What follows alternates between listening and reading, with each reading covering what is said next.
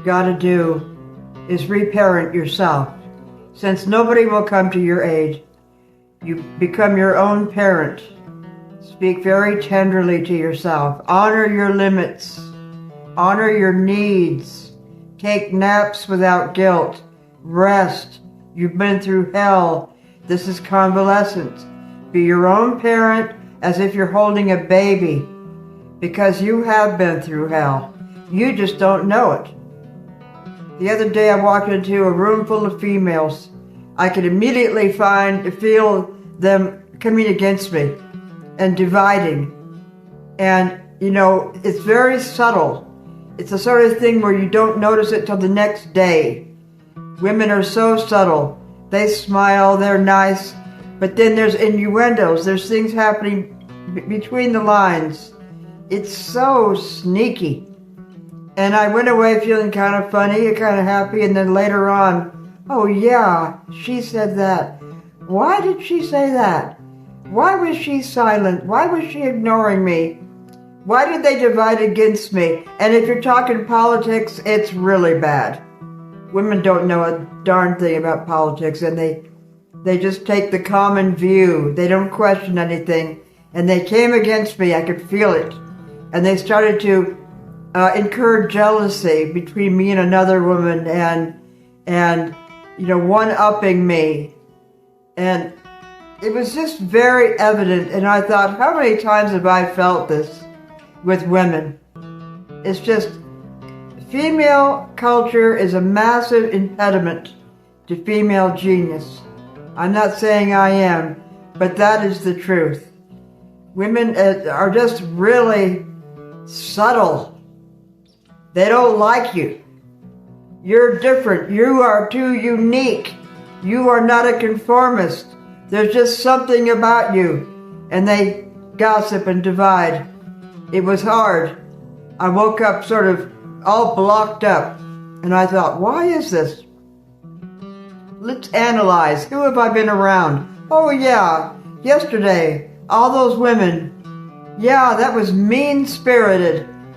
And it was just, you know, couched in such mixed signals, it's hard to discern it. But since I understand it, I was able to come to terms with it. Because I can understand where if somebody wasn't aware of psychology, they would just feel really low self-esteem and try to get their approval. What women tend to do when they feel put down is overgive. Give too much to people who don't deserve it.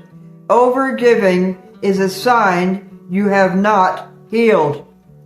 Give to yourself.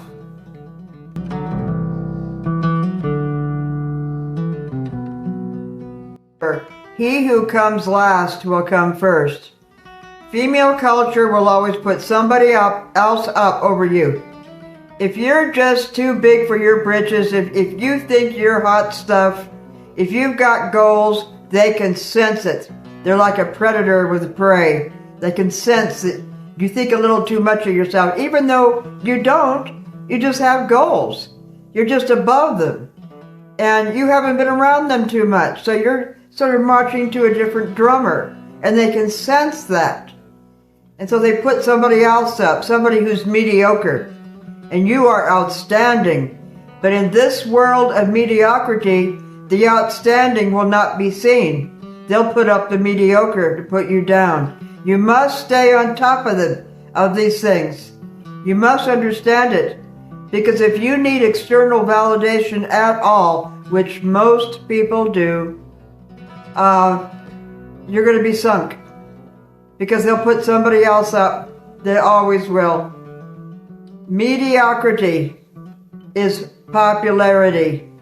Excellence is not even seen.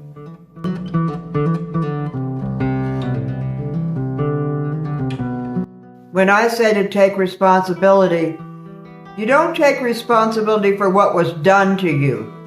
I mean, even rape or anything else. You take responsibility for what you've done with it since.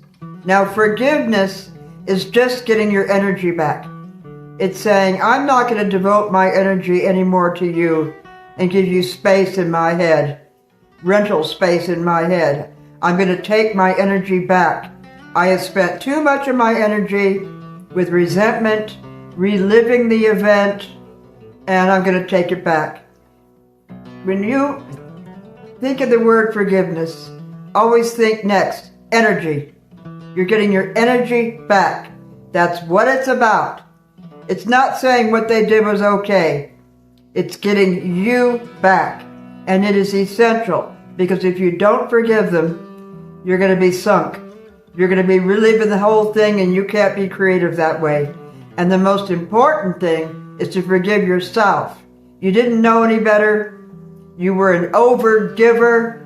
It came out of the need for validation, which came out of insecurity, which came out of the fact that you weren't properly parented, and you were perhaps abandoned, and you were put down in female culture.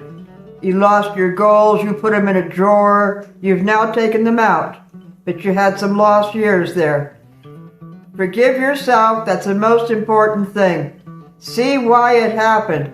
It's very hard to go against culture, 10,000, 100,000 people who think a certain way, and forgive them to get your energy back.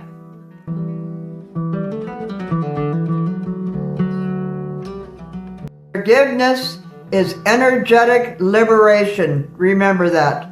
No one's going to save you. No one's coming to your aid. No one gives a darn. But you're going to forgive for energetic liberation, so you can fly high every day. And it doesn't matter how many years have been dry, because you've learned a lot. It shaped you to not have it happen again. And now it's part of your DNA to not let people walk over you ever, ever again.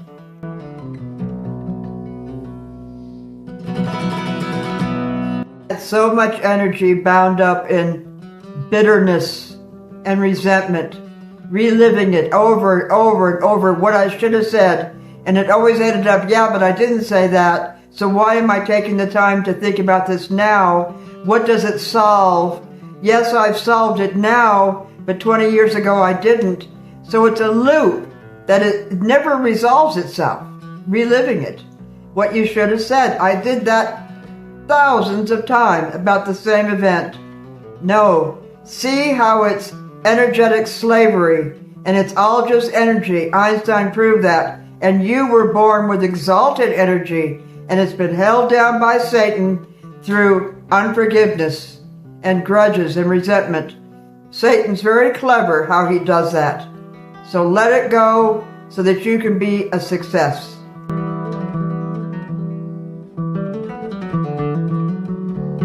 Say to yourself, I will no longer allow what you did to me to take up precious space in my soul. Say it over and over again, over and over again. I will no longer allow what you did to me to take up space in my soul, because you need your time. You don't get the time back. You may get money back, but you don't get time back. It's a waste of time. Let it go. Let it go. Now fly high.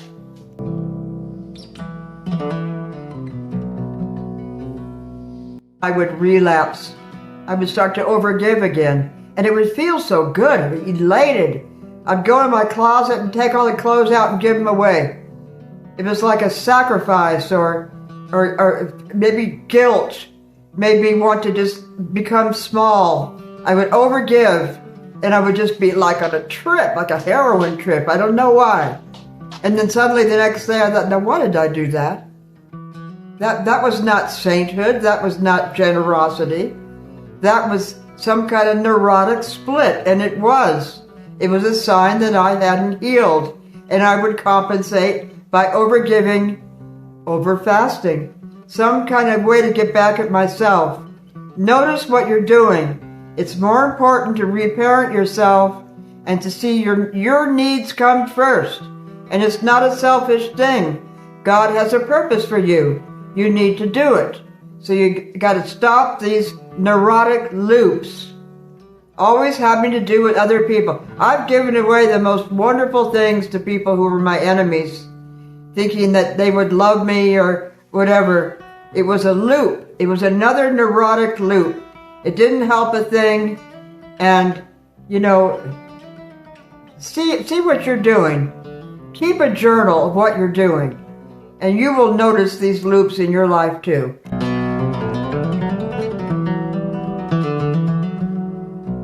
You rest in your own presence without needing external validation. I know a writer, she's writing a novel, and when she meets somebody new, she immediately starts talking about how she's writing a novel. And she'd tell them about all the characters and go through the whole thing, like as if she's famous and rich from it already, you know? She has such a need for external validation, it isn't funny. Now, I used to do that till I realized I'm not going to talk about my work anymore to people. That's ridiculous. If it happens, it happens. They'll see it. It's a way of immaturity. It's a way of, do your work with quiet devotion and then let it happen. But if you still need external validation, it's not going to happen because you're an immature writer, an immature playwright. Just do your work.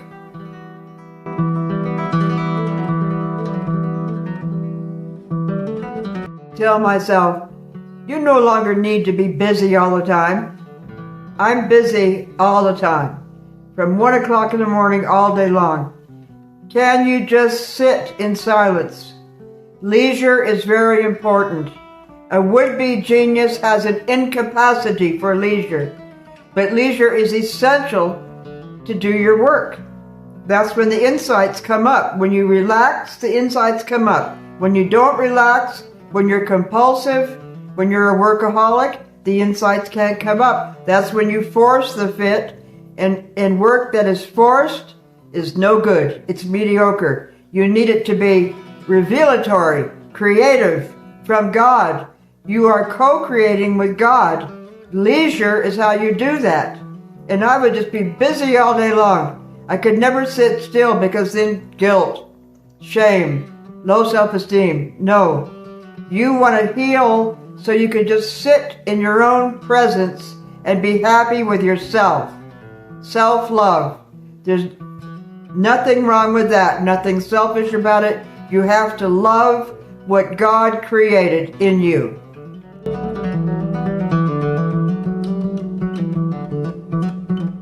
When you heal, you're mature enough to receive, not overgive. I couldn't receive. I felt guilty if somebody was nice to me or, I wanted to just keep on giving. No. You have to get over that too. And it may require getting rid of old relationships. Yes. For the synchronicity to work out. You may have to let go of people you've known for years or decades. If every time you're around them there's some kind of, mixed signal that puts you down and you know all this and you think it's going to heal, you think it's going to work out, you may have to let them go in order to attract new people at a much higher level who will love who you are and give to you. So you don't have this compulsion to overgive, to be validated, and to get their approval. That's an old tape. That's your neurotic old self. Go on ahead so that you can receive, because people want to love you. Don't sink back to your neurotic self.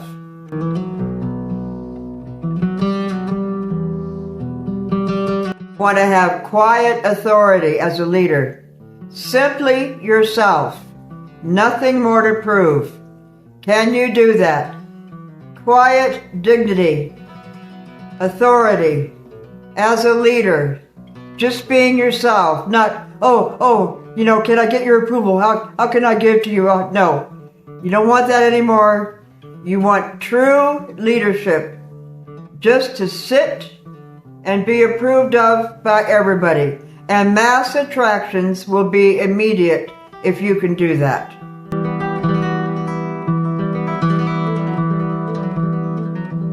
everyone's writing a book.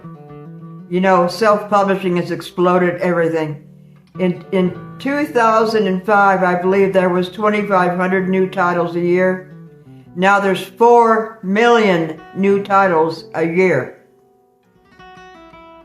It's very hard to get a traditional publisher. You usually have to pay an agent to get one, and I think you have to pay somebody to even find an agent who you can pay to get one. It's very difficult, the whole thing.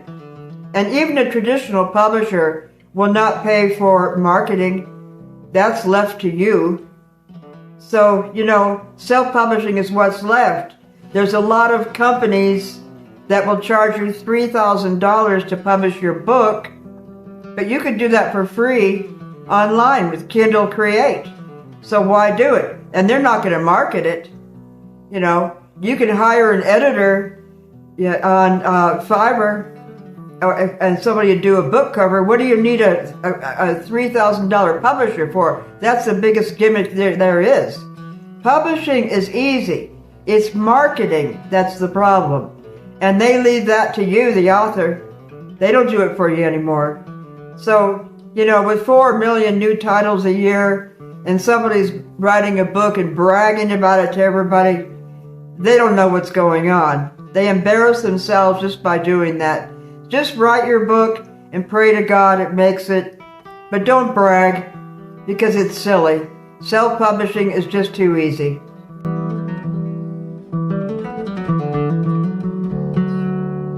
You're different from the female community. They hate your guts. And you won't feel it for a day later. It's so subtle. The sneaky broads. You won't feel it, but you'll feel funny and out of sync with yourself and put down and inferior and just blocked up. The face will show it, and I've had enough of that completely. I don't care if they approve of me or not. I think you may have to give up on the female community and then become so whole in your quiet leadership that you'll attract good women that approve of you in another way. That's my advice.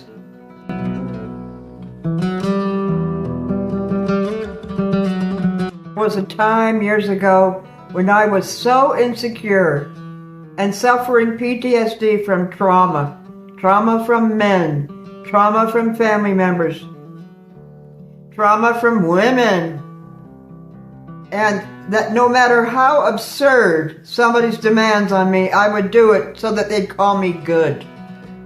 Because I didn't have assertion training to say no. No is the most important word in the vocabulary. No. And yet it is the hardest word to use. No explanation, just no. Very few people can do it. They nervously explain why they can't. No. A leader says no. That's the most important word. Do it over and practice it over and over and over again. Just no. Because the demander knows they're in the wrong. They're just testing you. They think you're weak. No. And then they'll learn from that. Then they think, you know, that was a bad thing to ask of her. That was silly. Because everybody knows it all anyway inside. They're just playing a script.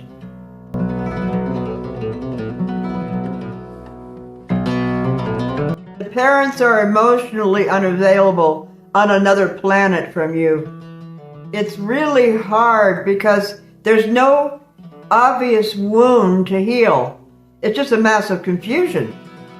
The child doesn't know what's going on. It's just unfulfilled. And that's the problem. And that confusion becomes much worse when it becomes part of the dirty culture and starts dating or whatever and gets much worse. It's real important to have that emotional connection to parents.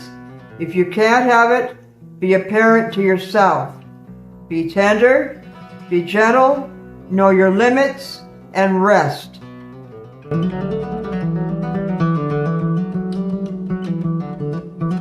Parents like that are not just absent, but maybe alcoholic.